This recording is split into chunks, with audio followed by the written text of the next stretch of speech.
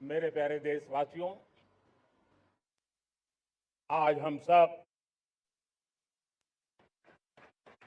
80वां स्वतंत्रता दिवस मना रहे हैं। आज हर दिलों की धड़कन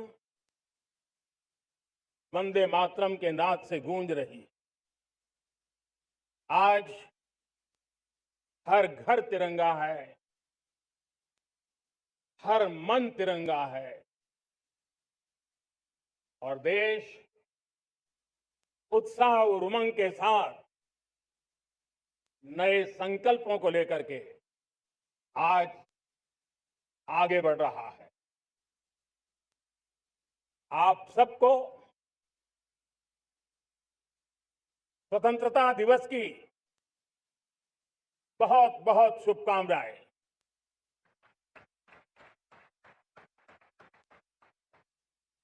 देश आज उन महान सपूतों का पुण्य स्मरण करती है जिन्होंने देश की आजादी के लिए त्याग बलिदान की पराकाष्ठा की। अपने तप त्याग और बलिदान से आजादी के एकमात्र लक्ष्य को लेकर के अपनी पूरी जिंदगी खपा दी। पूज्य बापू समेत सभी स्वातंत्र्य सेनानियों को बलिदान की महान परंपरा जगाने वाले महान क्रांतिकारियों को आज मैं श्रद्धापूर्वक नमन करता हूं।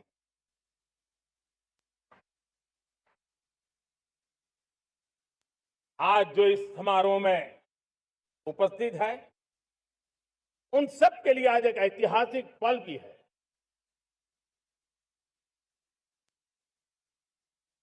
आजादी के बाद 15 अगस्त को लाल किले पर पहली बार वंदे मातरम गूंज रहा है।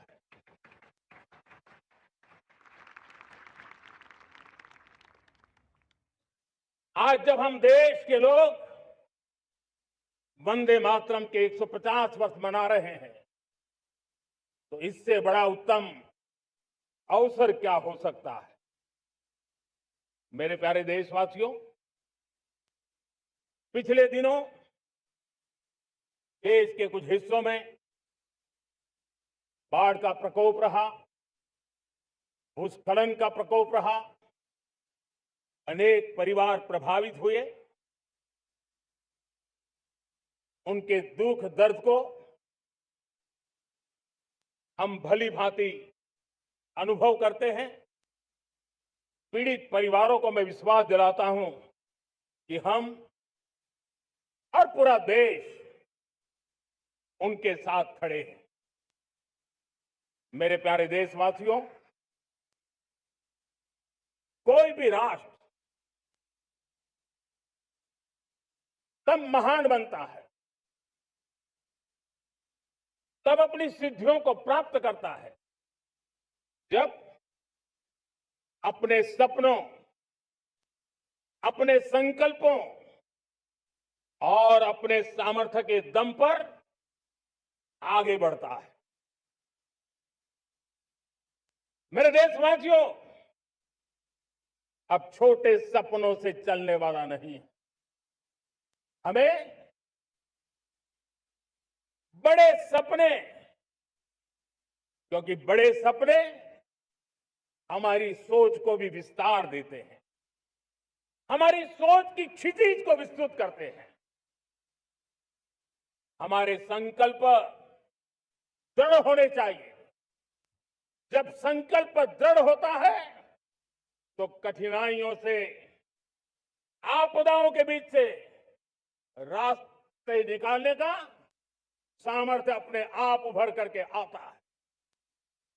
और मेरे प्यारे देशवासियों, हमारे संकल्प भी ऊंचे होने चाहिए, क्योंकि जब सपने ऊंचे होते हैं, संकल्प ऊंचे होते हैं तो हमारे सामर्थ्य की ऊंचाई भी बढ़ती है, हमारे प्रयासों की ऊंचाई भी बढ़ती है और तब जाकर के हम सपनों को साकार कर सकते हैं। मेरे प्यारे देशवासियों, आज भारत ने भी एक बहुत बड़ा सपना देखा, दृढ़ संकल्प के साथ देखा है। नई ऊंचाइयों को छूने के लिए देखा है और वो सपना है जब आजादी के 100 साल होंगे, 2047 में हम विकसित भारत बना के रहेंगे। 140 करोड़ देशवासियों के पुरुषार्थ से इस लक्ष्य को हमें हासिल करना है। और जब दुनिया की सबसे बड़ी आबादी वाला देश विकसित होने का संकल्प लेता है तो ये दुनिया की नजरों में भी हमारे साहस का परिचायक बन जाता है। दुनिया हमारी तरफ देखने का नजरिया बदलने के लिए मजबूर हो जाती है।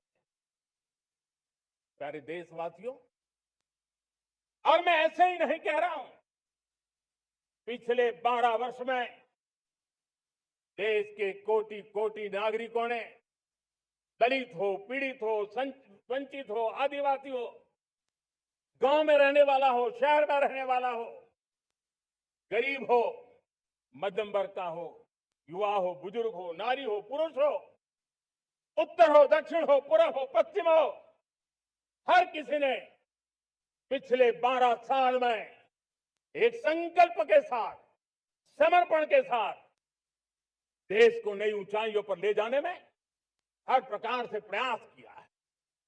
मैं उनके इस प्रयासों का आदरपूर्वक स्वीकार करता और उसी का परिणाम है कि इतने कम समय में 25 करोड़ देशवासी गरीबी को परास्त करके गरीबी से बाहर निकले हैं। इन्हीं देशवासियों का प्रयास का परिणाम है कि हम कभी फ्रेजाइल 5 में गिरे जाते थे। 12 साल के भीतर भीतर हम एक मेजर इकोनॉमी में फास्टेस्ट ग्रोइंग इकोनॉमी बन गए हैं। साथियों, देश आजाद हुआ, बहुत सारे सपने लेकर के आजाद हुआ, लेकिन हम गति नहीं पकड़ पाए, रफ्तार नहीं पकड़ पाए। होती है, चलती है, अरे हो जाएगा, देखा जाएगा, उसी में खोए रहे। 2014 तक आते आते तो पूरे विश्व ने हमें फ्रेजाइल 5 के उस में डंप कर दिया था। ऐसे समय पिछले 12 साल में भारत ने एक नई रफ्तार पकड़ी, तेज गति से हम आगे बढ़ रहे हैं और देशवासियों का संकल्प है कि अब 140 करोड़ देशवासियों के संकल्प को, सामर्थ्य को रोकना नामुमकिन है। प्यारे देशवासियों, पिछले 12 वर्षों में डिफेंस प्रोडक्शन करीब 4 गुना, खादी और ग्रामोद्योग का उत्पादन करीब 5 गुना हुआ, इलेक्ट्रॉनिक मैन्युफैक्चरिंग करीब 7 गुना बढ़ा, आधुनिक रेलवे कोच का निर्माण 21 गुना बढ़ा, मोबाइल फोन उत्पादन 33 गुना बढ़ा। इतना ही नहीं, आधुनिक युग को देकर के भी डिजिटल और इनोवेशन की दुनिया में भी हमने अपना परचम लहराया। इंटरनेट कंज्यूमर करीब करीब 4 गुना बढ़े, पेटेंट ग्रांट होने की संख्या 4 गुना बढ़ी, डिजिटल ट्रांजैक्शन 100 गुना बढ़े। सामान्य मानवीय की सुविधाओं की तरफ भी हमने उतना ही गंभीरता से काम किया। हर साल औसतन 15 गुना ज्यादा तेजी से हमने नल से जल कनेक्शन दिए।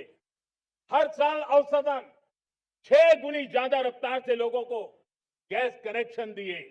हर साल 4 गुनी रफ्तार से गरीबों के लिए टॉयलेट बनाने का काम किया। हर साल 3 गुना ज्यादा तेजी से गरीबों को घर देने का काम किया। देश ने गवर्नेंस में भी बहुत बदलाव लाया। हजारों की संख्या में कंप्लायंसेस खत्म किए। सैकड़ों की तादाद में पुराने कानून खत्म किए। पिछली शताब्दी के कानूनों से 21वीं शताब्दी की मार्च नहीं हो सकती। हमने आधुनिक इंफ्रास्ट्रक्चर के लिए मेट्रो का विस्तार किया। हमने पब्लिक ट्रांसपोर्ट को ताकत दी। जिस स्पीड से काम, जिस स्केल पर काम किया, ये सब, ये रफ्तार, ये विस्तार, ये अचीवमेंट आजादी के बाद पहली बार पिछले एक दशक ने देखा है। और जब इतनी सारी सिद्धियां हमारे सामने हो, इतनी तेज गति दिखाई देती हो, देशवासियों का सामर्थ्य पल पल प्रकट होता है, तब तो 2047 में विकसित भारत बनने का संकल्प कभी भी अधूरा नहीं रह सकता है। ये सारे आंकड़े इस बात की गवाही देते हैं कि हम आगे बढ़ने वाले हैं, मेरे प्यारे देशवासियों।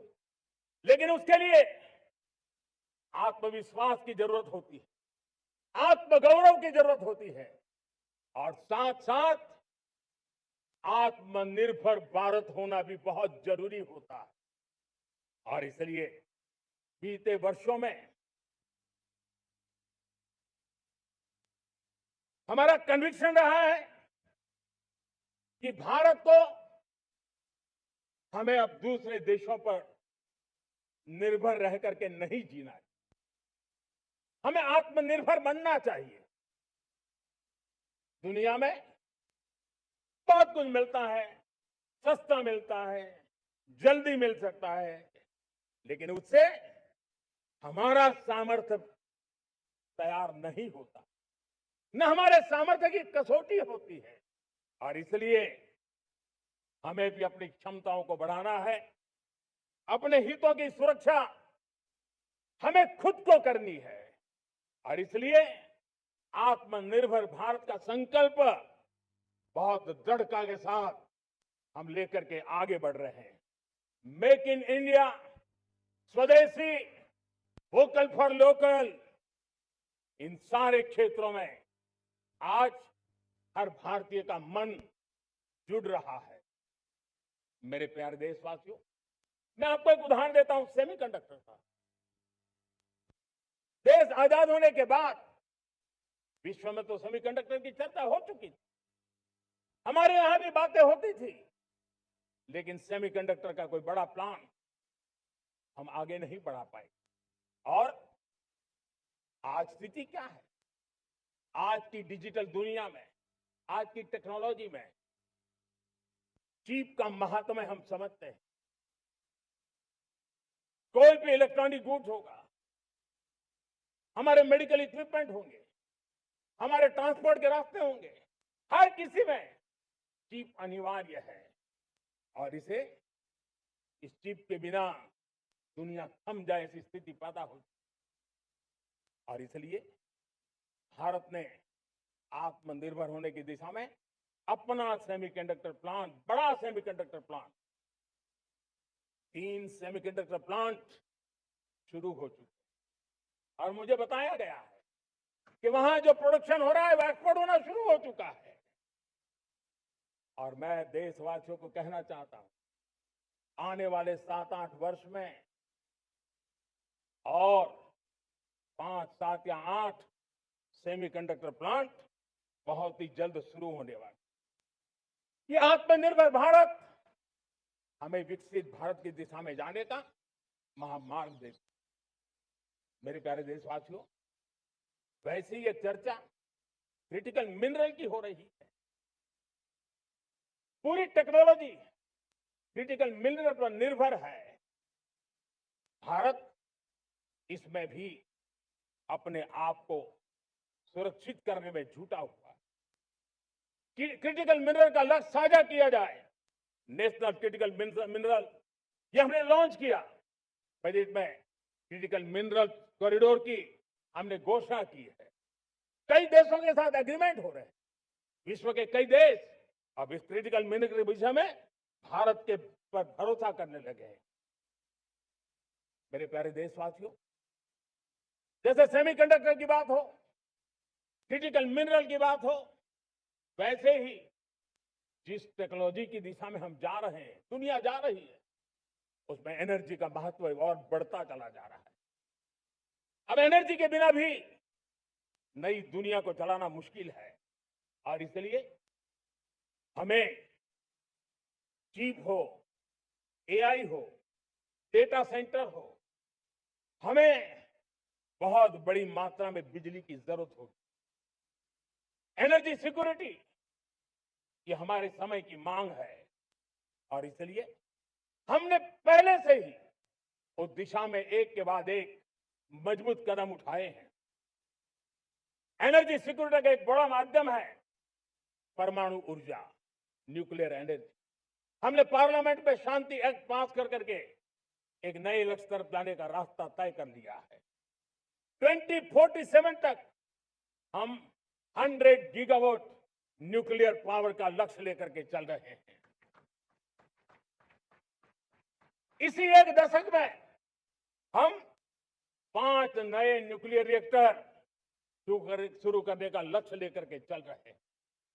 इस वर्ष भारत ने फास्ट ब्रीडर न्यूक्लियर टेक्नोलॉजी में महारत हासिल करके एक अहम पड़ाव पार किया है और उसके कारण परमाणु ईंधन में आत्मनिर्भर बनने की दिशा में हमें एक बहुत बड़ा सफलता का कदम हमने रखा है। मेरे प्यारे देशवासियों, कई बार संसाधनों की कमी के कारण देश रुकता नहीं है, लेकिन रुकने का कारण सोच की सीमाएं होती हैं।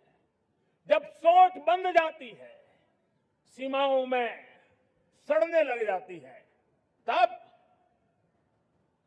हम अपने सामर्थ्य को भी पहचान नहीं पाते हैं। देश को आज कच्चे तेल पर निर्भर रहना पड़ रहा है और हमारी गलत सोच के कारण है।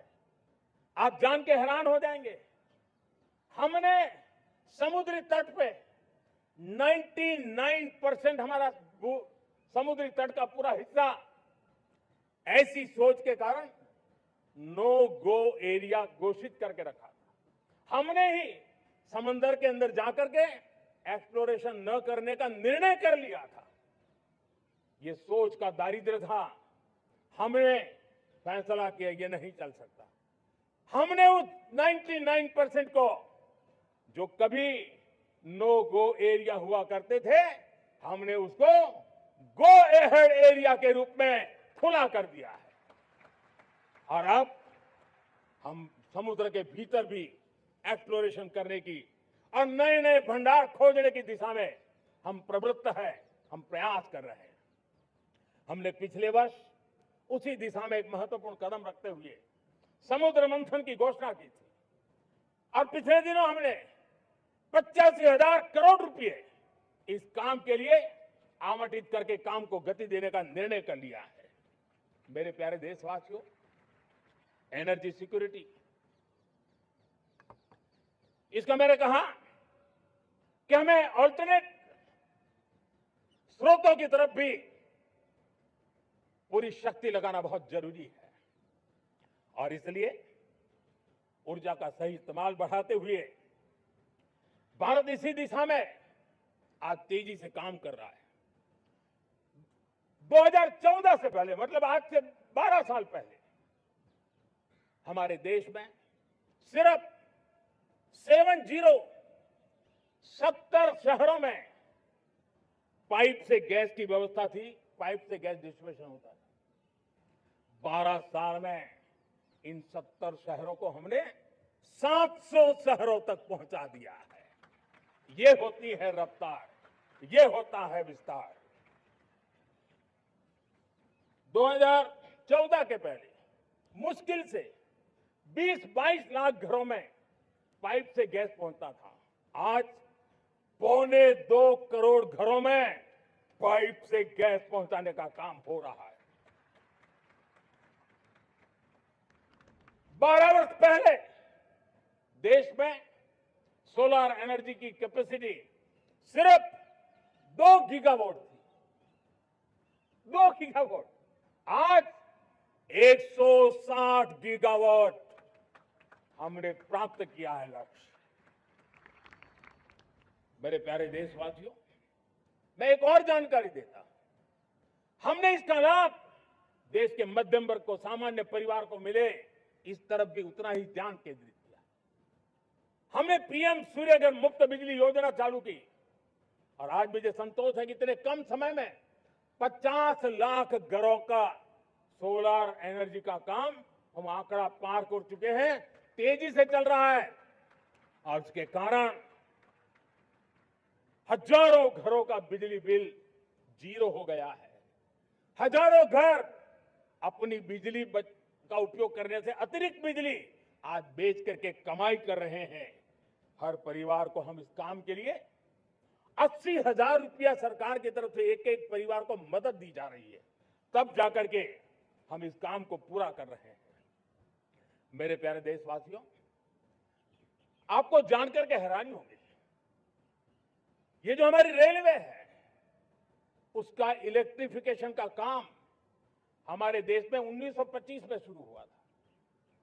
1925 में इलेक्ट्रिफिकेशन का काम शुरू हुआ, लेकिन 90 साल में 1925 से लेकर के 90 साल में सिर्फ 30% रेल का इलेक्ट्रिफिकेशन हुआ था। यानी 90 साल में 30%। हमारी रफ्तार देखिए, लक्ष्य को पाने के लिए हमारी दौड़ देख लीजिए। हमने इन एक दशक के अंदर 100% काम पूरा कर दिया। 90 साल में 30%, 10 साल में 70%, ये होता है काम। और इसके कारण डीजल जो हमें बाहर से लाना पड़ता है उसकी बचत हुई, बिजली से हमारी ट्रेनें चली, पर्यावरण को फायदा होने लगा। मेरे प्यारे देशवासियों, हम यहां से नहीं रुके हैं, हम दुनिया के अंदर पीछे रहना नहीं चाहते। पिछले दिनों आपने खबर सुनी होगी, भारत ने ईंधन का नया क्षेत्र को भी छू लिया है। देश ने पहली हाइड्रोजन से चलने वाली ट्रेन शुरू कर दी है और मुझे खुशी है, ये सबसे लंबी ट्रेन है और सबसे ताकतवर ट्रेन है और दुनिया में हाइड्रोजन ट्रेन के क्षेत्र में भी भारत ने अपना झंडा गाड़ दिया है।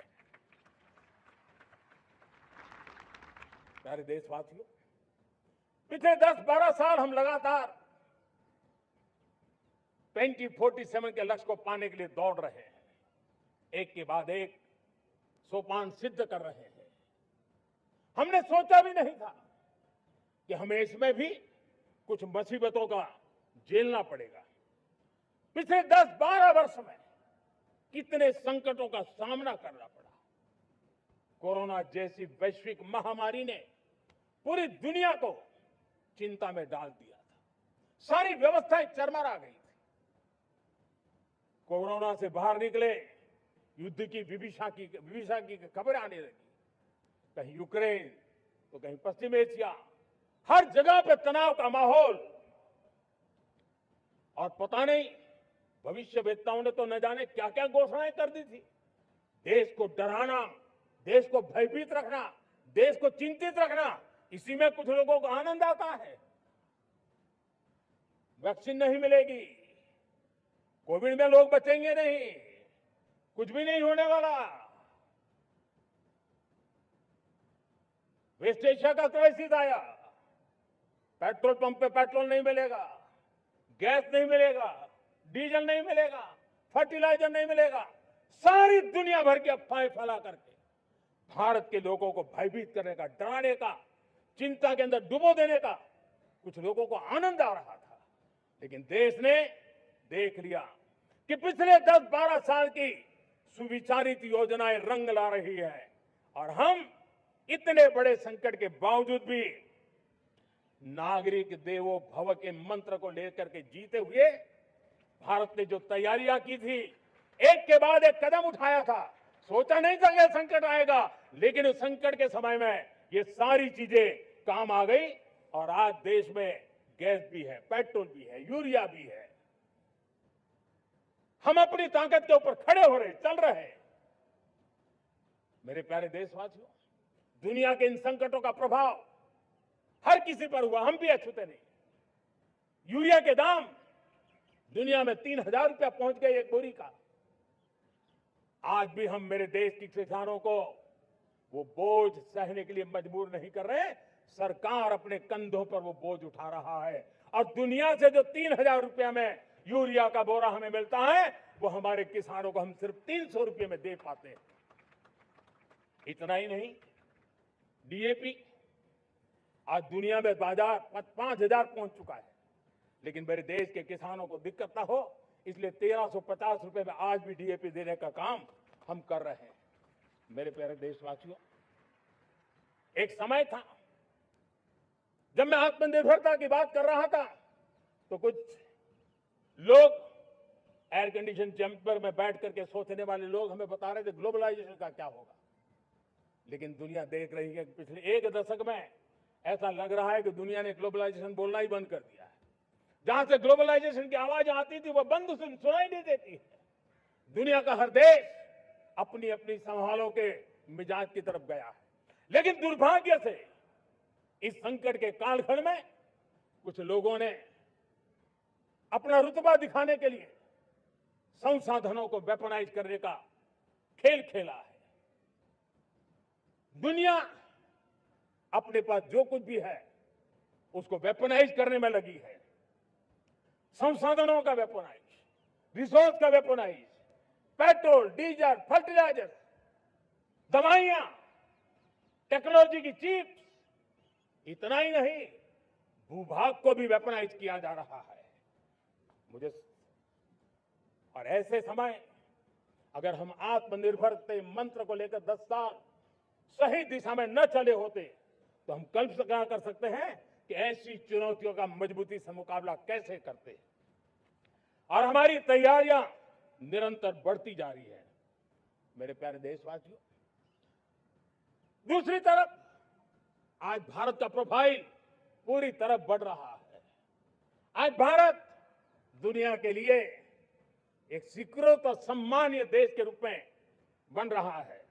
भारत के पास स्थिर पॉलिटिकल मैंडेट है, स्थिर सरकार है, भारत का वाइब्रेंट लोकतंत्र है, भारत का मजबूत न्याय तंत्र है और हम सबको दिशा देने वाला भारत का संविधान है। और अब दुनिया हमारे इन सामर्थ्य को पहचानने लगी है और इसलिए 2014 के बाद दुनिया करीब करीब 40 देशों के साथ हमारा एफटीए एग्रीमेंट हो रहा है। अब देखिए कितना बड़ा अवसर आया है। लेकिन ये जो ट्रेड एग्रीमेंट्स हुए हैं, ये एक बहुत बड़ा अवसर है और इसलिए खास करके मैं मेरे एमएसएमईज को कहना चाहूंगा कि हमें इस मौके को छोड़ना नहीं है। दुनिया में हमें पहुंचना है। भारत के उत्पाद की हर चीज विश्व के बाजार में पहुंचे और चाहे हमारा टेक्सटाइल हो, हमारी मशीनरी हो, हमने दवाइयां हो, हमने मौका छोड़ना नहीं है। लेकिन वैश्विक जो पैरामीटर्स हैं, उस पैरामीटर को हमें पार करना होगा। हमें दुनिया से जो मिलता है उसे अच्छा देना पड़ेगा, दुनिया में जो मिलता है उसे सस्ता देना पड़ेगा। और पंजाब के लुधियाना से लेकर के तमिलनाडु के तिरुपुर तक हमारा टेक्सटाइल सेक्टर दुनिया में पहुंच सकता है। इतना ही नहीं, केरलम से लेकर के गुजरात और तमिलनाडु से लेकर के बंगाल, ये हमारा समुद्री तट, हमारे मछुआरे भाई बहन आज इस एफटीए के कारण हमारे श्रिप यानी झींगा, उसके एक्सपोर्ट की बहुत संभावना बनी है। हमारे सी फूड की दुनिया में पहुंच बनने की संभावना पड़ी हुई है। और इसलिए मैं चाहूंगा कि हम इस परिस्थिति का फायदा उठाते हुए, हम आगे चलते हुए, हम इन कामों को पार करने के लिए प्रयास करें। मेरे प्यारे देशवासियों, मैंने जो भूमिका आपके सामने रखी है उसके पीछे 2047 का लक्ष्य इन मजबूत नींव पर खड़ा है। 2047 विकसित भारत का लक्ष्य हमने पिछले 10-12 साल में देशवासियों ने जो सामर्थ्य दिखाया है, उस सामर्थ्य का हिस्सा है। और इसलिए मेरे प्यारे भाइयों बहनों, सदी का 1/4 हिस्सा बीत चुका है और अगला 1/4 हमारे लिए अत्यंत महत्वपूर्ण है। अब हम रुक नहीं सकते हैं, हमारी गति नहीं रुक सकती है, हमारी दिशा तय हो चुकी है, हमें प्राप्त करके रहना है। और इसके लिए हमें अपना वर्क कल्चर बदलना होगा। हमारे वर्क कल्चर को बदलते हुए हमें हमारी सोच को भी बदलना होगा, हमें हमारे काम की गति को भी बदलना होगा। जो काम पिछले 5-7 दशक में नहीं हुए हैं, वो काम हमें आने वाले 5-7 साल में करने हैं। और मेरा भरोसा है मेरे देश की युवा शक्ति पर, मेरे देश के नौजवानों पर, मेरे देश की माताओं को बहनों पर, मेरे देश के किसानों पर, मेरे देश के मजदूरों पर कि हम इस सपने को साकार कर सकते हैं। और इसलिए हमें रिफॉर्म की गति को भी आगे बढ़ाना है। और जब मैं रिफॉर्म की बात कर रहा हूं, रिफॉर्म नहीं हमारे लिए कोई कंपल्सन है, नहीं रिफॉर्म ये हमारे लिए कोई बजबड़ है।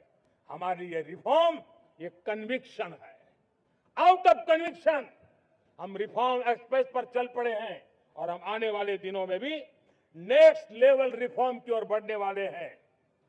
और इसलिए सरकार, समाज, उद्योग, उत्पादक, किसान, हर किसी ने अपनी ट्रेडिशनल व्यवस्थाओं में रिफॉर्म करना पड़ेगा, सोच में रिफॉर्म करना होगा, अपने लक्ष्यों को रिफॉर्म करना होगा। और इसलिए मेरे प्यारे देशवासियों, हमें एक निश्चित दिशा में को लेकर के चलना होगा। मैं आज उस युग को भी याद करना चाहूंगा जब देश भारत का सामर्थ्य सप्त सिंधु के रूप में हम जानते थे, हम समझते थे, हम सुनते थे। अब विकसित भारत बनाने के लिए हमें नई धारा चाहिए। आज लाल किले की प्राचीर से मैं देश के सामने शक्ति की सप्त धारा का आवाहन करता हूं। आने वाले 5-7 साल में जो पिछले 5-7 दशक में नहीं हुआ, वो सप्त धारा के सामर्थ्य से, शक्ति से हम देश को नई ऊंचाई, नई गति देंगे और नए लक्ष्यों को पार करने वाला सामर्थ्य देंगे। और इसके साथ साथ देश की युवा शक्ति का सामर्थ्य का भरपूर राष्ट्र निर्माण में उपयोग होगा, उनकी शक्ति जोड़ी जाएगी। आने वाले दिनों में जब मैं सप्तधारा की बात करता हूं, सप्तधारा की पहली शक्ति है मैन्युफैक्चरिंग पावर। मेरे प्यारे देशवासियों, हमें मैन्युफैक्चरिंग सेक्टर को बहुत आगे बढ़ाना होगा और प्रोडक्शन बढ़ाने के साथ साथ हमें छोटे छोटे पुर्जे भी बनाने हैं और बड़े बड़े प्रोडक्ट भी बनाने हैं। पूरा वैल्यू चेन हमारा होना चाहिए और उसे लेकर के चलना। हमें कंपोनेंट भी चाहिए और हमें कंप्लीट मैन्युफैक्चरिंग भी चाहिए, कंप्लीट प्रोडक्ट भी चाहिए। डिजाइन से लेकर मैन्युफैक्चरिंग तक भारत को ग्लोबल सप्लाई चेन का भरोसामंद केंद्र बनना होगा। इसके लिए मैं 3 चीजों पर विशेष जोर देना चाहता हूं। मैन्युफैक्चरिंग के क्षेत्र में जो मेरे भाई बहन हैं, ये समय का ये अवसर है, इस अवसर को जाने मत दें। और इसके लिए हमें कॉस्ट, क्वालिटी और स्केल, इसके विषय में वैश्विक मानदंडों से खरा उतरना पड़ेगा। हमारी फैक्ट्रीज कॉम्पिटिटिव हो, हमारे प्रोडक्ट्स यूजर फ्रेंडली हो, हमारा पैकेजिंग दुनिया के लोगों को लुभावने वाला हो, आकर्षित करने वाला हो, हमारा जीरो डिफेक्ट प्रिसिजन मैन्युफैक्चरिंग ये हमारी पहचान बनना चाहिए। हर मैन्युफैक्चरर, हर एंटरप्रेन्योर, हर एमएसएमई से मैं कहना चाहता हूं, ग्लोबल मार्केट में हमारी पहचान विश्वसनीयता और गुणवत्ता के आधार पर होनी चाहिए। क्वालिटी के संबंध में नो कॉम्प्रोमाइज, और इसलिए हमारा मंत्र क्वालिटी क्वालिटी क्वालिटी होना चाहिए। यही हमारा ग्लोबल ब्रांड वैल्यू बनेगा। मेरे प्यारे देशवासियों, इस सप्तधारा की दूसरी शक्ति है कृषि और फूड प्रोडक्शन, फूड प्रोसेसिंग, हमें इस दिशा में आगे बढ़ना होगा। हमारे किसानों ने अब दुनिया के बाजार खुल चुके हैं। एफटीए के कारण हमें एक बहुत बड़ा मार्केट मिल रहा है। हमें वहां पहुंचना है, हमें उस जगह को हाथ लगाना है। हमें खेत से लेकर के एक्सपोर्ट मार्केट की ओर जाना होगा। हमारे पारंपरिक खान पान हो, हमारे मिलेट्स हो, हमारे मसाला हो, हमारे फल हो, फूल हो, क्या कुछ नहीं है हमारे पास, वो ग्लोबल ब्रांड्स बनने चाहिए। हमारे किसान केमिकल फ्री खेती को बल देंगे, दुनिया में इनकी मांग और बढ़ने वाली है।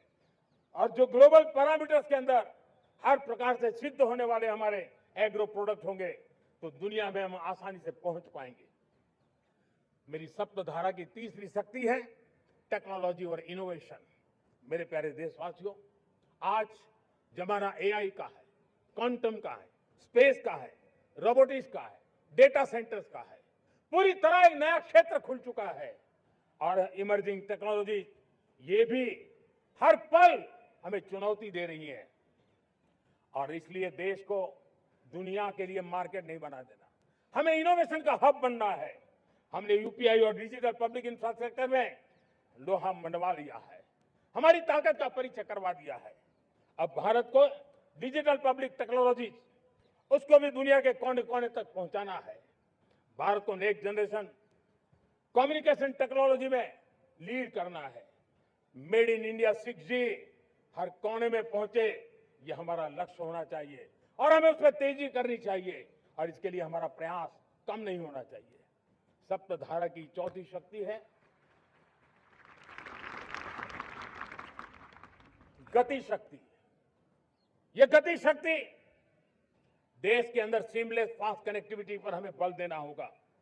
शहरों को हाई स्पीड रेल से हमें जोड़ना होगा। मॉडर्न हाईवे चाहिए, इनलाइन वाटरवेज चाहिए, एयरपोर्ट चाहिए, मल्टी मॉडल लॉजिस्टिक की व्यवस्था चाहिए। हमें पोर्ट को सिर्फ सामान उतारना चढ़ाने की जगह नहीं, दुनिया के शिप्स आकर के लंगर हो जाए इतना नहीं, हमें हमारे पोर्ट्स को पोर्ट लेड डेवलपमेंट ग्रोथ की दिशा में हमें आगे बढ़ना होगा। हमारी पांचवी शक्ति है सप्तधारा की, वो है रक्षा शक्ति। और ये रक्षा शक्ति का महत्व हर प्रकार से है। मेरे प्यारे देशवासियों, डिफेंस में आत्मनिर्भर होना अब भारत ने अनुभव कर लिया, दुनिया ने अनुभव कर लिया है। इसके बिना कोई चारा नहीं है। विश्व जब अपनी अपनी ही सोच रहा है, तब भारत विश्व के लिए बाजार बन करके नहीं रह सकता है। हमें डिफेंस के क्षेत्र में आत्मनिर्भर होना होगा। Next generation defence technology develop करके हमें ग्लोबल सप्लायर बनने की दिशा में हमें लक्ष्य लेकर के चलना है। हमें ड्रोन, काउंटर ड्रोन सिस्टम को विकसित करना होगा और हाइपरसोनिक डिफेंस टेक्नोलॉजीज, उस पर हमें लीडरशिप लेनी होगी। साथियों, साइबर सुरक्षा भी आज हर घर के लिए एक समस्या बन रही है। वो भी एक रक्षा का क्षेत्र है जिसमें हमारे युवाओं की जो सामर्थ्य है, उस सामर्थ्य का उपयोग हम देश के और दुनिया के लिए कर सकते हैं। हमारी सप्तधारा की छठी शक्ति है ग्रीन इकोनॉमी, ब्लू इकोनॉमी, जो ग्रीन जॉब को भी जन्म देती है। हमें green hydrogen, renewable energy, energy storage, green mobility, green manufacturing in global scale हमें पा करके रहना है। हमें दुनिया जब ग्लोबल वार्मिंग की चर्चा करती रहती है, हम रास्ते खोजते रहते हैं, हम समस्याओं का समाधान दे रहे हैं। और भारत ये ग्रीन मूवमेंट का बहुत बड़ा सामर्थ्य लेकर के चलिए। भारत के पास ब्लू इकोनॉमी के लिए भी बहुत बड़ा अवसर है। बहुत बड़ा लंबा हमारा कोस्ट लाइन है। ब्लू इकोनॉमी के लिए बहुत बड़े अवसर है। फिशरीज है, कोस्टल टूरिज्म है, ओशन टेक्नोलॉजी है। ऐसे कितने ही क्षेत्र हैं जिसमें हम आगे बढ़ सकते हैं।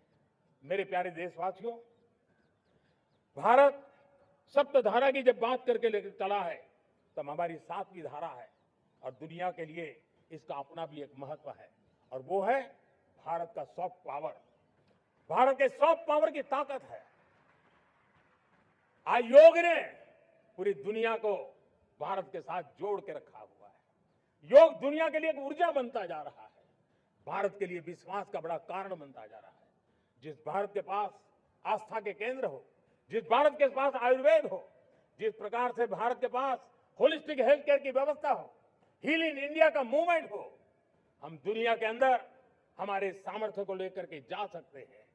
हैंडीक्राफ्ट हो, संस्कृति हो, हमारी फिल्में हो, हमारा क्रिएटिव वर्ल्ड हो, वीएफएक्स हो, हमारा एनिमेशन हो, हमारी गेमिंग हो, डिजिटल कंटेंट हो, क्रिएटिव वर्ल्ड के अंदर भारत अपना रुतबा दिखा सकता है।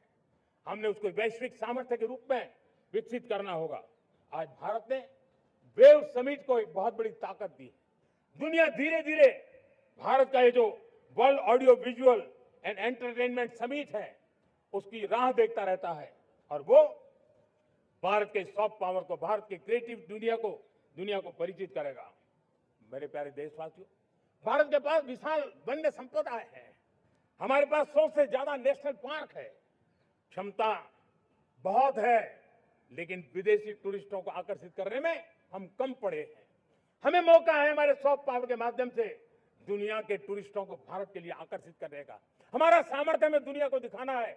हम ये काम आराम से करें और हम जल्द से जल्द हम इन लोगों आज दुनिया में स्पोर्ट्स की जो है वो भी एक बहुत बड़ा भारत के प्रति आकर्षण का केंद्र। दुनिया के स्पोर्ट्स इवेंट भारत में क्यों ना हो। कॉन्स्टेंट इकोनॉमी बहुत बढ़ रही है, देश के नौजवानों का आकर्षण है। विश्व का हर कोई कलाकार चाहता है कभी न कभी भारत की धरती पर अपना कॉन्सर्ट करे। ये बहुत बड़ा अवसर है, हमें इसको मोबिलाइज करने के लिए व्यवस्थाएं खड़ी करनी होगी। साथियों, सप्तधारा की 7 शक्तियां उद्देश्य सिर्फ एक सेक्टर में प्रगति करने का नहीं है। एक होलिस्टिक अप्रोच के साथ हमें राष्ट्र को जो लक्ष्य लेकर के हम चल रहे हैं, जो एम्बिशन लेकर के चल रहे हैं, उस स्केल को हमें पार करने की दिशा में काम करना है। मेरे प्यारे देशवासियों, कुछ चीजें मैंने बताई हैं, लेकिन मैं इससे भी आगे सोचता हूं। मैं जरा देश को झकझोरना चाहता हूं, मैं देश की शक्ति को भी झकझोरना चाहता हूं। देश यानी सिर्फ सरकार नहीं होती है, देश यानी हर नागरिक जुड़ता है। क्या हम सोच नहीं सकते कि फॉर्च्यून 500 की चर्चा तो बहुत सुनते हैं, आने वाले एक दशक में इन फॉर्च्यून 500 में 50 कंपनियां भारत की क्यों न हो, ये लक्ष्य हमारा क्यों न होना चाहिए। आज बैंकिंग सेक्टर फल फूल रहा है। दुनिया की टॉप बैंक के अंदर भारत की बैंक का झंडा भी क्यों न फहरता हो। भारत की बैंक भी टॉप बैंक 5 बैंक में भारत की भी एक बैंक होनी चाहिए। भारत की फार्मा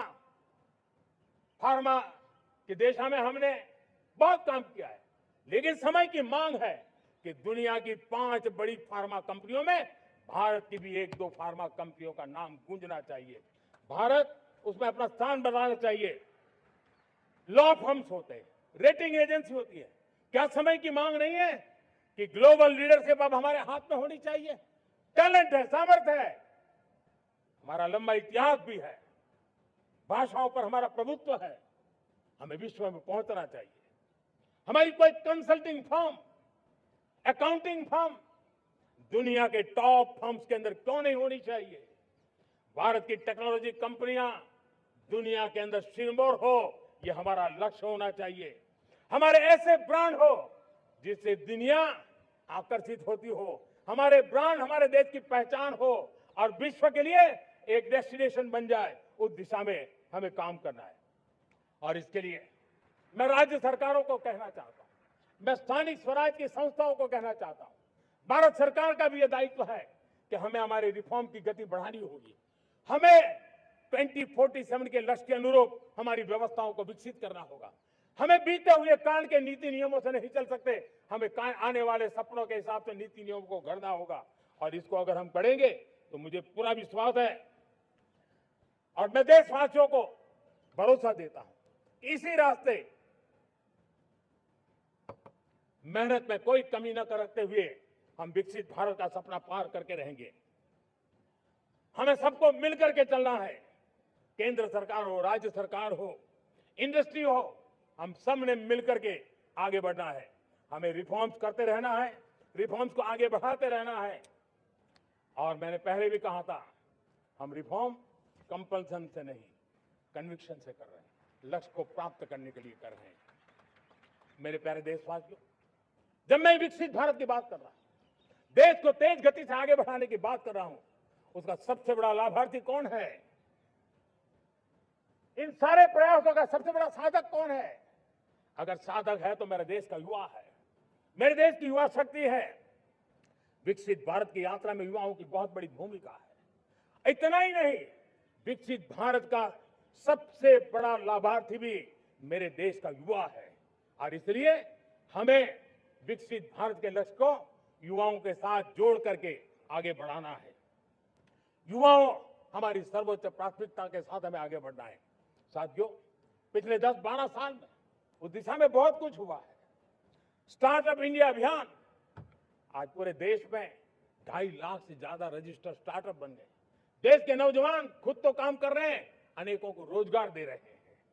1 लाख करोड़ रुपया इनोवेशन फंड भारत सरकार ने घोषित किया है। मैं देश को, नौजवानों को कहना चाहता हूं, आप अपने सपनों को लेकर के आइए, संसाधनों की कमी नहीं रहने देंगे। 1 लाख करोड़ रुपया आपके दिल दिमाग को सामर्थ्य देने का एक व्यवस्था हमने कर दी है।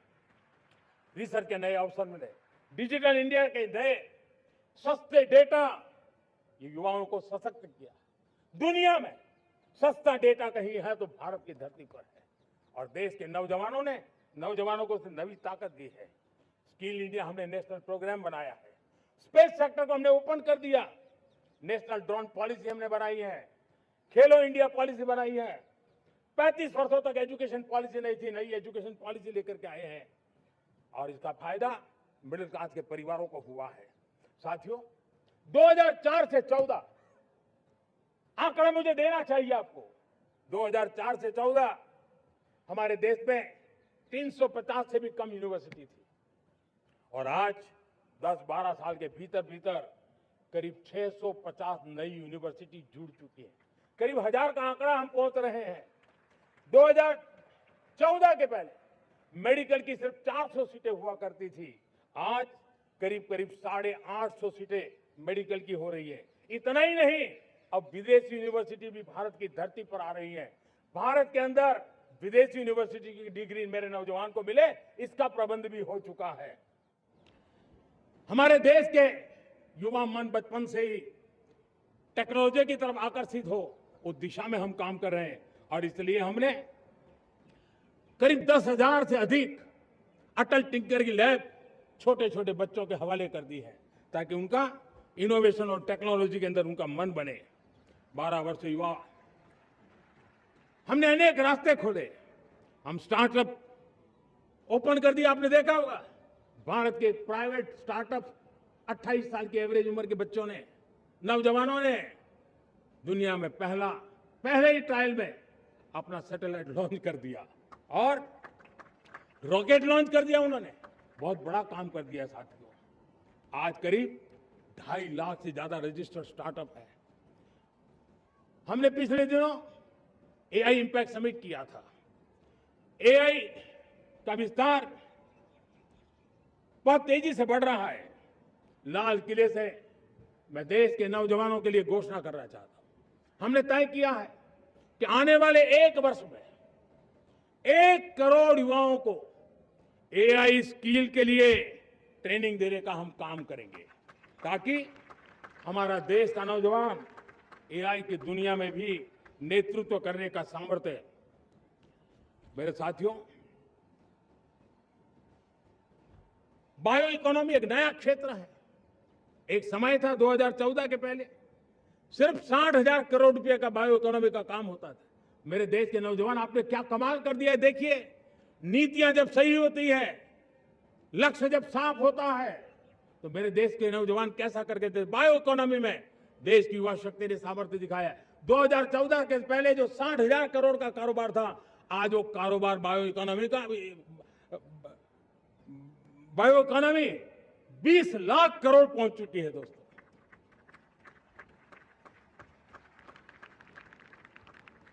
दो 2009-10 का कालखंड था, सिर्फ 25 लाख इलेक्ट्रिक व्हीकल हमारे देश में बिके थे। 1.5 लाख इलेक्ट्रिक व्हीकल बिके थे 2009-10 में। 1.5 लाख इलेक्ट्रिक व्हीकल। इस 25-26 में 25 लाख इलेक्ट्रिक व्हीकल बिके हैं। मेरे प्यारे देशवासियों, एविएशन सेक्टर भी मेरे नौजवानों के लिए बहुत तेजी से आगे बढ़ रहा है। नए एयरपोर्ट, नए रूट, नए नए रोजगार के अवसर बना रहे हैं। मेंटेनेंस, ओवरहॉलिंग, इसके भी कारण देश में बहुत बड़ी मात्रा में स्किल मैन पावर को काम मिल रहा है। मेड इन इंडिया हवाई जहाज बनाने की दिशा में हमने सफलता पाई है। Made in India defence transport aircraft C295 already अपनी उड़ान भर चुका है, सफल उड़ान भर चुका है। ये देश के नौजवानों के लिए, मेरे साथियों, ड्रोन ने भी बहुत बड़ा काम किया है। स्वामित्व योजना, गांव में ड्रोन से स्वामित्व योजना सफल हो रही है। करीब 3.25 करोड़ परिवारों को स्वामित्व योजना का लाभ मिला है और इसके कारण 140 लाख करोड़ रुपए जैसी संपत्ति अनलॉक हुई है, जिसके कारण बैंक से लोन मिल सकता है, लोग अपना कारोबार कर सकते हैं। मेरे प्यारे देशवासियों, हमारे मध्यम वर्गीय परिवारों के सामने एक बहुत बड़ा बोझ बन चुका है कोचिंग क्लासेस की स्पर्धा। हर माँ बाप को लग रहा है कि कोचिंग क्लास में बच्चे को नहीं भेजा तो हम प्रतिष्ठित परिवार नहीं है। इन गरीब और मिडिल क्लास परिवारों की हम चिंता करते हुए हजारों करोड़ रुपए का उनका खर्च है वो भी बचे, बेटे भी अपने आसपास रह सके, उनकी देखभाल हो सके, परिवार पर आर्थिक बोझ ना आए। और इसलिए हमने युवाओं के लिए विभिन्न परीक्षाओं की फ्री ऑनलाइन कोचिंग हमने करने का निर्णय किया है। डिजिटल पब्लिक इंफ्रास्ट्रक्चर है, हमारे पास उत्तम टैलेंट है, टीचर्स हैं, उन संसाधनों को जोड़ करके हम देश के नौजवानों को फ्री कोचिंग देने का एक पूरा नेटवर्क हम खड़ा करने वाले हैं। मेरे प्यारे देशवासियों, मैं हमेशा कहता आया हूं, जो खेले वो खिले। जब मैं खेले वो खिले की बात कर रहा हूं, तब मेरे प्यारे देशवासियों, आज भारत खेल की दुनिया में अपनी जगह बना रहा है। अब खेल के पोडियम में भारत का राष्ट्रगीत सुनाई देता है, भारत का राष्ट्रगान सुनाई देता है, भारत का तिरंगा झंडा लहराता दिखाई नजर आ रहा है। टॉप्स योजना ने बहुत बड़ी सफलता पाई है। खेलो India games, university games, winter games, beach games, sports infrastructure, sports के लिए कोचिंग, स्पोर्ट्स मेडिसिन, स्पोर्ट्स के लिए न्यूट्रिशन, इन सारे विषयों में भारत अब महारत करने की दिशा में आगे बढ़ रहा है। नौजवानों के लिए पूरा नया क्षेत्र, खिलाड़ी न बन सके तो उसकी सपोर्ट सिस्टम में भी बहुत बड़ा क्षेत्र खुल रहा है। स्पोर्ट्स की दुनिया में भारत का प्रदर्शन बेहतर होता रहा है और हम 2036 में ओलंपिक के मजबूत दावेदार बनकर के आगे बढ़ रहे हैं और 2030 में कॉमनवेल्थ गेम्स को भारत होस्ट करने वाला है। और मेरे साथियों, दुनिया में जो ओलंपिक की खेल होते हैं, करीब 40 प्रकार के गेम होते हैं और करीब 350-350 स्पर्धाएं होती हैं ओलंपिक में। और आपको जानकर के दुख होगा मेरे देशवासियों, मेरे नौजवानों, मैं आपको चुनौती देता हूं, मैं आह्वान करता हूं, मैं आपकी मदद चाहता हूं। 350 जितने स्पर्धाओं में भारत 2/3 खेलों में कहीं होता ही नहीं, हमारी मौजूदगी नहीं होती, हम क्वालिफाई नहीं होते हैं। हमने तय किया है कि 2036 में जो ओलंपिक होगा, हम चाहते हैं कि वो भारत में हो, लेकिन 2036 में जिन विधाओं में आज भारत खेलता नहीं है, जिन विधाओं में भारत क्वालिफाई नहीं करता है, जिन स्पर्धाओं में भारत ने छोड़ के रखा है, 3/4 हिस्सा हमारे इंतजार कर रहा है, भारत उस पर बल देगा। और इसके लिए हम टैलेंट हंट का एक अभियान भी चलाना चाहते हैं। हमें अगर 2036 के लिए खिलाड़ी चाहिए तो आज जो 5 साल, 10 साल, 15 साल की उम्र के नौजवान हैं, बेटे हैं, उनकी तरफ ध्यान देना होगा, उन बेटियों पर ध्यान देना होगा। और इसलिए 5 से 15 उम्र के बच्चों में खेल प्रतिभा ढूंढने के लिए गांव-गांव, शहर-शहर, स्कूल-स्कूल एक टैलेंट हंट का अभियान चलाया जाएगा।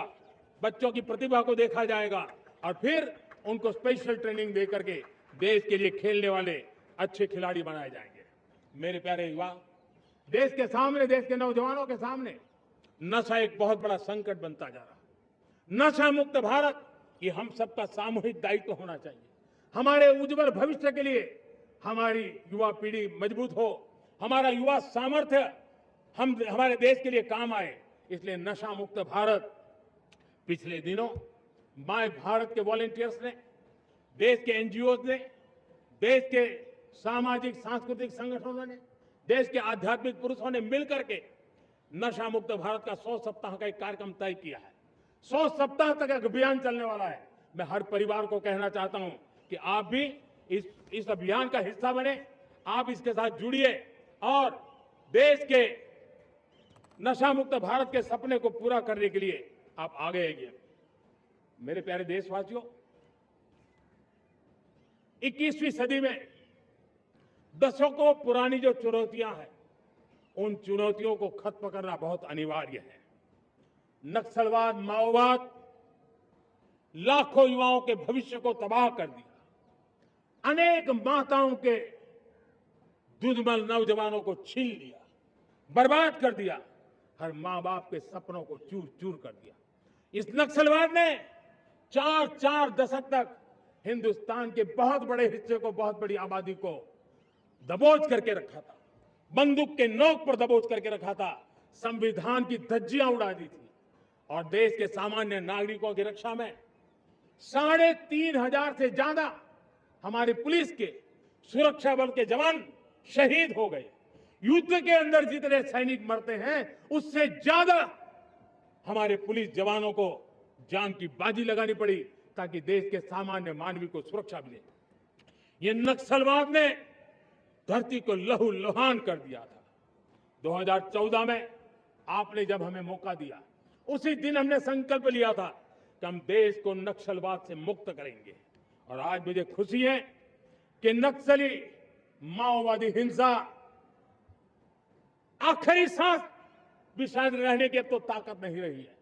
पूरी तरह उसे खत्म करने की दिशा में जहां पर कभी नक्सलवादियों की गोलियां चलती थी, जहां पर कभी धरती रक्त रंजित रहा करती थी, आज उसी नक्सल क्षेत्रों में, उसी इलाकों में नक्सल मुक्त होने के कारण विकास, विश्वास और प्रयास का तिरंगा लहरा रहा है। मेरे प्यारे देशवासियों, लेकिन इस चुनौती को हमने कम नहीं आंकना। इस चुनौती से हमें और भी सावधान रहने की जरूरत है। वर्षों तक देश की सत्ता में माओवादी सोच के लोग गलियारों में अपनी जगह बना करके बैठे थे। सरकारी कमेटियों में सलाहकार के रूप में भी ये माओवादी सोच ने नीतियों को प्रभावित किया था। मेरे प्यारे देशवासियों, जंगलों में हमें हथियारी नक्सलों का खात्मा बुलाने में, उस संकट से देश को मुक्त कराने में सफलता मिली है। लेकिन हथियारी नक्सल तो गए, लेकिन दिमागी नक्सल, ये दिमागी नक्सल मौके की तलाश में है, हिंसा, अराजकता के वो रास्ते खोज रहे हैं, समाज को गलत राह पर घसीटने के लिए भांति भांति के दांव कर रहे हैं। इन दिमागी नक्सलियों को पहचानना होगा, इन दिमागी नक्सलियों को आइसोलेट करना होगा और राष्ट्र को विकसित राष्ट्र बनाने की मुख्य धारा की ओर देश की युवा पीढ़ी को जोड़ना होगा। मेरे प्यारे देशवासियों, सुरक्षित भारत बनाना हम सबका दायित्व है। चुनौती सीमा के भीतर हो या सरहद से बाहर, भारत हर परिस्थिति के लिए तैयार है। आज युद्ध का नेचर बदल रहा है। अब युद्ध सीमा पर ही होता है, गारंटी नहीं है। आज युद्ध सीमा के अंदर, कहीं रिफाइनरी पे जाकर के, कहीं बैंकिंग सेक्टर को जाकर के, कहीं डेटा सेंटर को जाकर के, एक प्रकार से लड़ाई का नया रूप, इंफ्रास्ट्रक्चर तोड़े जा रहे हैं, फैक्ट्रियां तोड़ी जा रही है। हमने मिशन सुदर्शन चक्र की पिछले सालों घोषणा की थी, बहुत तेजी से उस पर काम चल रहा है। आज डिफेंस एक्सपोर्ट हमारा करीब 50 गुना बढ़ा है। करीब 100 देशों में हमारे अस्त्र शस्त्र पहुंच रहे हैं। वैश्विक पटल पर भारत की प्रतिष्ठा धीरे धीरे बढ़ रही है। बदलते हुए समय में अस्त्र शस्त्र की तरफ काम करना है, सैन्य बलों का सामर्थ्य बढ़ाना है, लेकिन साथ साथ नागरिकों को भी तैयार करना होगा। पिछली शताब्दी के युद्धों के अनुरूप जो सिविल डिफेंस की व्यवस्थाएं हमारे देश में विकसित हुई है वो कालबाह्य हो चुकी है। और इसलिए मैं आज लाल किले से घोषणा कर रहा हूं कि हम आने वाले दिनों में सिविल डिफेंस का एक वाइब्रेंट नेटवर्क खड़ा करेंगे। आधुनिक व्यवस्थाओं से उनको परिचित कराएंगे। आधुनिक संकटों से नागरिकों को रक्षा करने की क्या व्यवस्था हो सकती है, एक बहुत बड़ा वॉलेंटरी फोर्स सिविल डिफेंस का आधुनिक चुनौतियों को पार करने वाला हम बनाने वाले हैं। मेरे प्यारे देशवासियों, राष्ट्र के निर्माण में आज हमारी बहनों बेटियों का योगदान हम सब के लिए बहुत बड़ा प्रेरणा का कारण बना हुआ है। फाइटर जेट हो या सिविल एविएशन, हमारी बेटियां सबसे आगे दिखाई दे रही है। खेलकूद का मैदान हो, हमारी बेटियां आगे दिखाई दे। स्टेम एजुकेशन में भर्ती होने की प्रक्रिया हो, सबसे ज्यादा हमारी बेटियां आगे दिख रही है। आज सेना में भी एनडीए से जो बेटियां निकली है वो बड़े रौब के साथ देश की सेना का नेतृत्व करने का सामर्थ्य दिखाने लगी है। मेरी बेटियों की ताकत कैसी है। मैं पिछले दिनों साणंद में एक सेमीकंडक्टर प्लांट में गया, वहां आदिवासी बेटियां, देश के अलग अलग कोने से आई हुई बेटियां काम कर रही थी। वो उस गांव से आई थी जिन्होंने पासपोर्ट क्या होता है पता तक नहीं था। वो बेटियां विदेशों में गई, ट्रेनिंग लेकर के आई और आज चिप निर्माण का काम कर रही है और बड़े कॉन्फिडेंस, मैं जो उनका कॉन्फिडेंस देखा, मैं सचमुच में बहुत प्रभावित हुआ था। आज 3 करोड़ बहनों को हमने लखपति दीदी बनाने का लक्ष्य तय किया था, उसको पार कर लिया। अब हम 6 करोड़ लखपति दीदी बनाने के लक्ष्य को लेकर के आगे बढ़ रहे हैं। 3 करोड़ नई लखपति दीदी बनना मतलब ग्रामीण अर्थव्यवस्था में बहुत बड़ा बदलाव मातृशक्ति के द्वारा आने वाला है। मेरे प्यारे देशवासियों, आज पंचायतों में, नगर पालिका में, महानगर पालिका में बहुत बड़ी मात्रा में हमारी महिलाएं जनप्रतिनिधि बनकर के देश का मार्गदर्शन कर रही है, समस्याओं का समाधान कर रही है, बहुत ही सक्षम नेतृत्व दे रही है। और इसी को ध्यान में रखते हुए हमने पार्लियामेंट में नारी शक्ति वंदन अधिनियम पारित किया था, लेकिन किसी न किसी कारण से राजनीति के अखाड़े में पिछले 40 साल से ये सपना हमेशा राजनीतिक अखाड़े का शिकार हो गया है। मैं देश के सभी राजनीतिक दलों से आज लाल किले की प्राचीर से तिरंगे झंडे की छाया में खड़े होकर के प्रार्थना करता हूं, आग्रह करता हूं, आइए उन महिलाओं के सामर्थ्य के पुजारी बनिए, उन महिलाओं के सम्मान में आगे आइए और जल्द से जल्द हमारी माताओं बहनों को 33% विधानसभा और लोकसभा में उनको प्रतिनिधित्व मिले। ये भारत की नीति घड़तर के अंदर अपना योगदान दे, समय की मांग है। और मैं सभी राजनीतिक दलों से फिर से आग्रह करता हूं, आइए महिला आरक्षण लागू करके महिला सम्मान में आप भी जुड़िए, आप भी यश लीजिए, आप भी क्रेडिट लीजिए, लेकिन मेरी माताओं बहनों को हक दीजिए। मेरे प्यारे देशवासियों, विकसित भारत का संकल्प तभी पूरा होगा जब विकास अंतिम व्यक्ति तक पहुंचेगा। 2014 से पहले सिर्फ 25 करोड़ लोगों के पास सोशल सिक्योरिटी का कवर था, सिर्फ 25 करोड़ के पास। साथियों, पिछले 5-7 दशक में सिर्फ 25 करोड़, हमने एक दशक के भीतर 100 करोड़ देशवासियों को सोशल सिक्योरिटी का कवच दिया है। आयुष्मान भारत योजना से 70 साल की उम्र के बुजुर्गों से भी आज 5 लाख रुपए तक मुफ्त दवाई की व्यवस्था हो रही है। करोड़ों परिवारों को इसके कारण बहुत बड़ी सुविधा मिली है। और इस आयुष्मान कार्ड के कारण 2 लाख करोड़ रुपया जो दवाई और ऑपरेशन के पीछे खर्च होना था, वो मेरे परिवारों के बच्चे हैं। वो गरीब परिवार है, वो मध्यम वर्ग के परिवार है, उनको इतनी बड़ी। मेरे प्यारे देशवासियों, आज मुझे एक काम के लिए आपकी मदद चाहिए।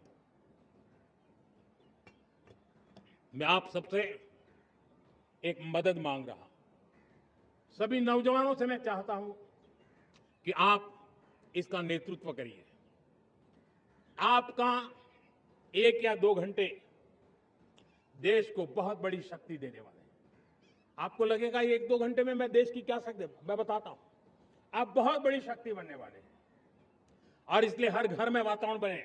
इन दिनों देश में जनगणना का काम हो रहा है, सेंसस का काम हो रहा है, गिनती चल रही है। और गिनती सिर्फ आंकड़ों से बात बनती नहीं है, उसकी बारीकियों से नीतियां बनती हैं, योजनाएं बनती हैं, देश आगे बढ़ने की अपनी रूपरेखा तैयार करता है। और इसलिए सटीक जानकारियां होना बहुत जरूरी है। कभी कभी जो सरकार की तरफ से प्रतिनिधि आते हैं वो इतनी जल्दी में होते हैं, कभी स्पेलिंग एक लिख देते हैं, कभी अलग लिख देते हैं, और इसके कारण अल्टीमेट परिणाम हमें सही मिलने में दिक्कतें आती हैं। अब जब टेक्नोलॉजी अवेलेबल है और इस बार निर्णय किया है, आप स्वयं भी जनगणना में अपनी जानकारियां अपने मोबाइल फोन से भर करके दे सकते हैं।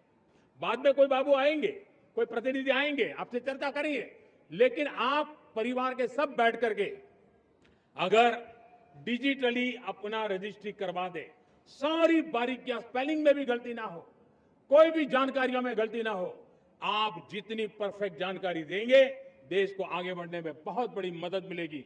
और इसलिए मैं देश के नौजवानों को कहता हूं कि आप अपने परिवार के लोगों को बिठा करके पूरे फॉर्म को समझिए, पहले कागज पे फॉर्म को भर दीजिए, कोई गलती है तो करेक्ट कर लीजिए, और फिर टेक्नोलॉजिकली उसको डिजिटली इसको अपलोड कर दीजिए। आप देखिए इतना बड़ा काम देश कर लेगा और देश का समय और शक्ति सही काम के लिए उपयोग आएगा।